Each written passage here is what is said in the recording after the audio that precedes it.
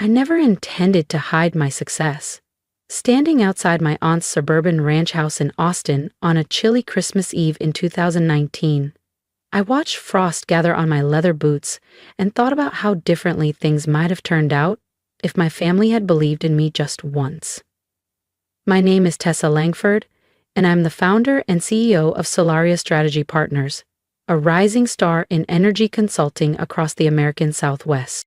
But to my family, I'm still the reckless one who left a safe analyst job at Dawson Green 6 years ago to play entrepreneur. The string lights blinked indifferently as I remembered last year's Christmas dinner. "Are you still freelancing?" my cousin Marianne asked, swirling her wine, her MBA from Rice always somehow front and center. "Uncle Dean knows someone hiring for admin support at Chevron," my mom added helpfully, not realizing Chevron had just paid my firm over $3 million, 0 cents, to help restructure their regional solar division. My uncle, Robert Langford, spent 25 years at Langford Energy Services, a company started by his father. He climbed to VP while his brother, my dad, drifted between roles.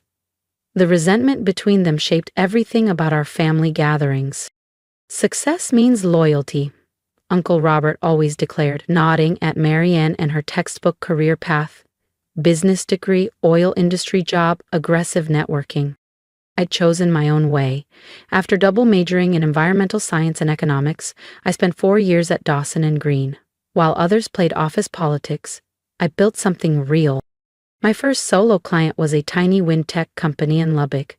Within 5 months, they'd doubled their output. When I finally resigned, my mother cried, "You're walking away from a future." She didn't know I was walking into one. So, I built Solaria, quietly, strategically. My name never appeared on the books, just results and influence. Tonight, they'd finally learn who really owned the golden deal they'd spent all year bragging about. To my family, I was still just Tessa, the wayward dreamer renting a co-working space downtown. They didn't know that co-working space was a decoy. My actual headquarters took up the top 3 floors of Austin's premier high-rise overlooking Lady Bird Lake, but since no one in my family ever bothered to visit, the illusion remained intact. I took a breath and rang the doorbell. My aunt opened it, her face lighting up before settling into that familiar wrinkle of concern. "Tita, sweetie, we weren't sure you'd make it." She hugged me quickly, then whispered, "Your Uncle Robert's here, with a few investors. Maybe don't bring up your little business tonight." Inside, the house buzzed with Christmas warmth, string lights, chatter, catered hors d'oeuvres. Oil executives mingled with family, and of course, Marianne was holding court by the fireplace, flashing her engagement ring to anyone who'd listen. Her fiancé Jared, now a junior VP at Langford Energy, stood nearby, soaking in every compliment. "Tessa!" my uncle called from the bar. He was already tipsy. "Come meet Glenn Martin from Velocity Core. They're hiring data entry." I almost laughed. Velocity Core was actually one of my clients. My team was finalizing their $120 million 0 cents transition into renewable assets. But to them, I was just another Langford who never quite lived up to the name. Before I could answer, Uncle Robert swept in, all charisma and arrogance, trailing 2 suited board members. My uncle's loud voice boomed, "These merger talks with Horizon Grid are killing me." I stiffened slightly. Horizon Grid was my company. A shell I'd formed precisely to bait Langford Energy into over-leveraging. "You know," my uncle mused, "if we could just get a meeting with Solaria Strategy Partners, this merger might actually move forward." "Too bad their CEO won't take meetings," one of the board members added. I sipped my cider to hide the smirk tugging at my lips. They didn't know she was already in the room.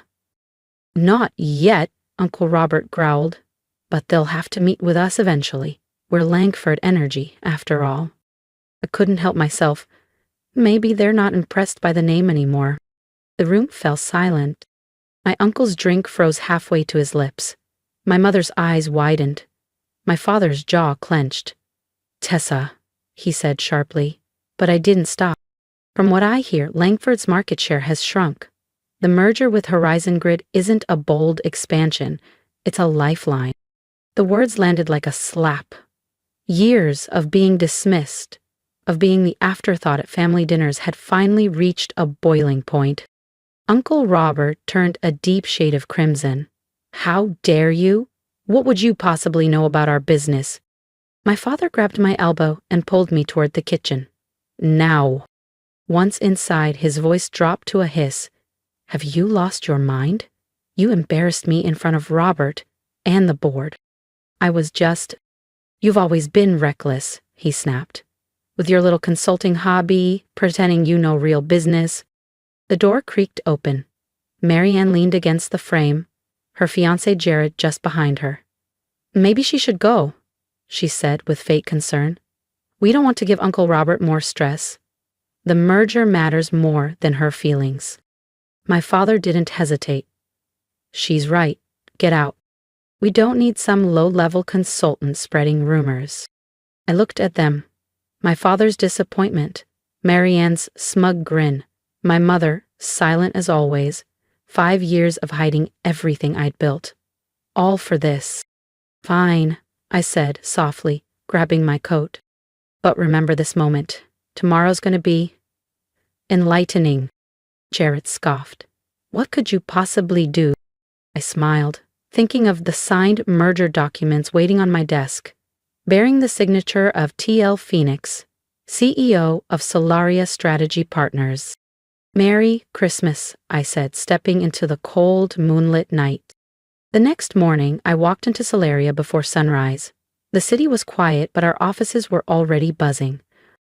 "Good morning, Miss Phoenix," Emma said as she handed me a fresh espresso.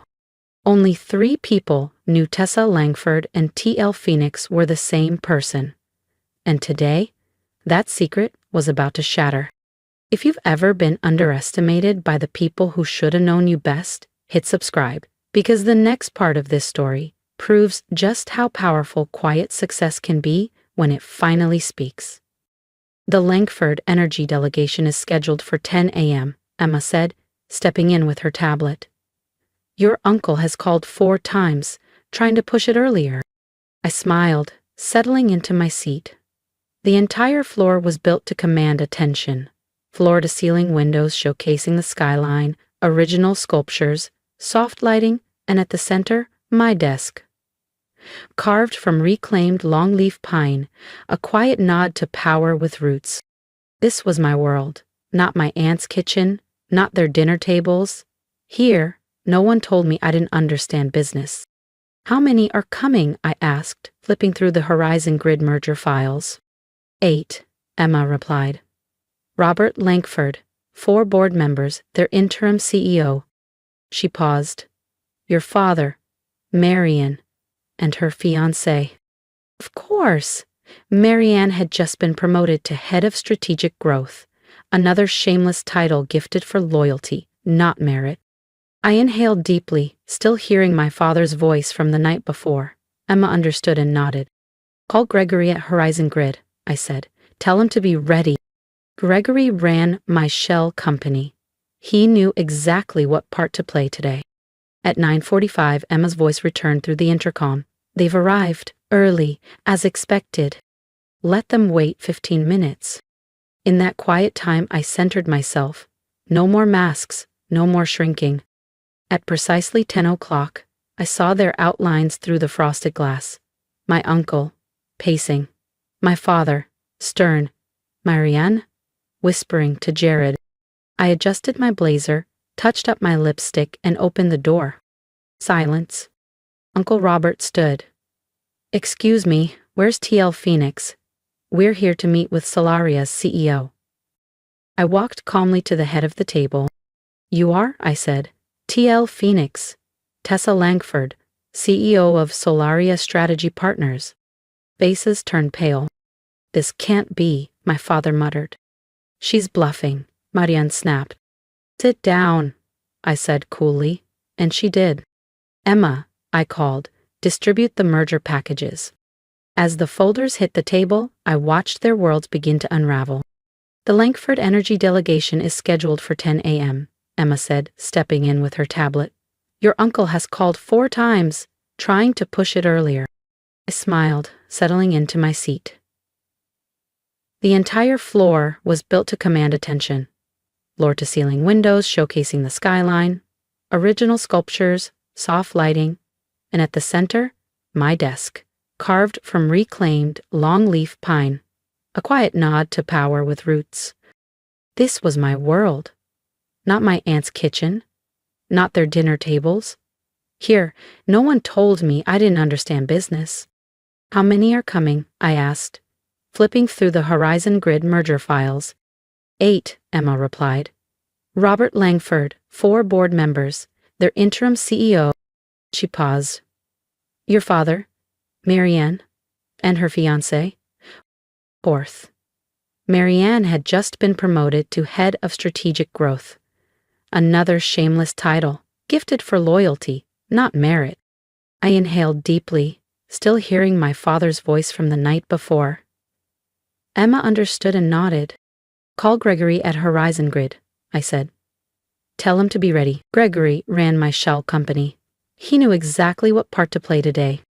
At 9:45, Emma's voice returned through the intercom. They've arrived early, as expected.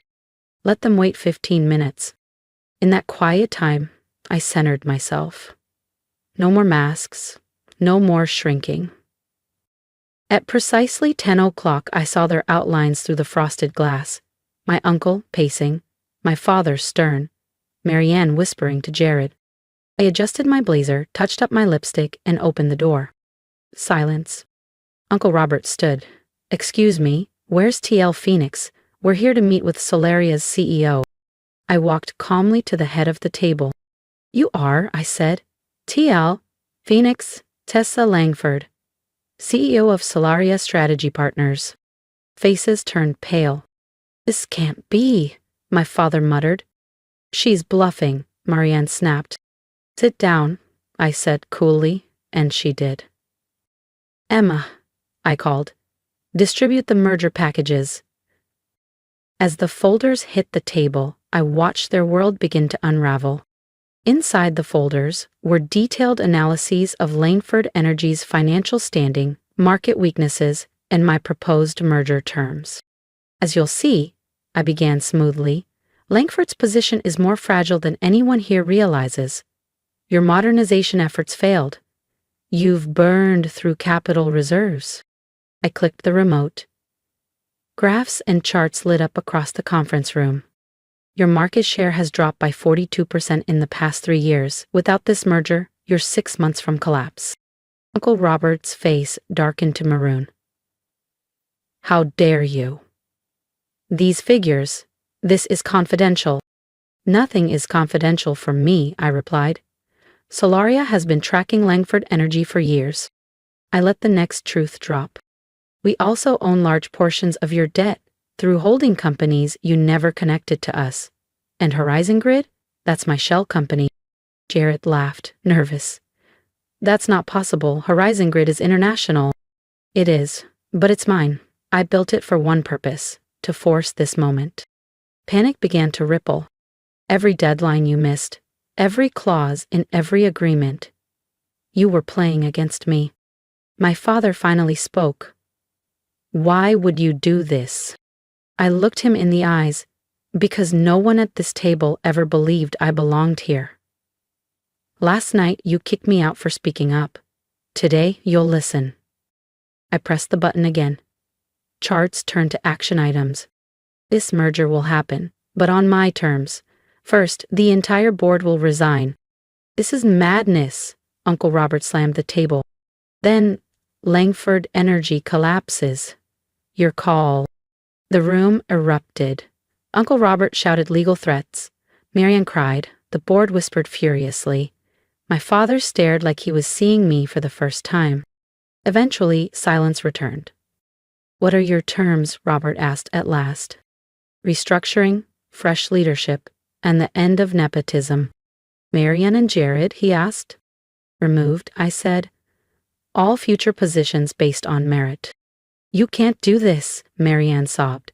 Dad, stop her. But he didn't. He couldn't, and he knew it.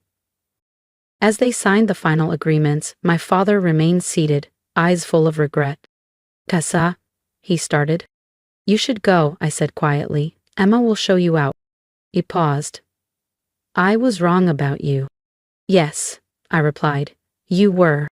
You were, I said. Merry Christmas. After they left, I stood at the window, watching the Austin skyline glow as twilight settled over the city.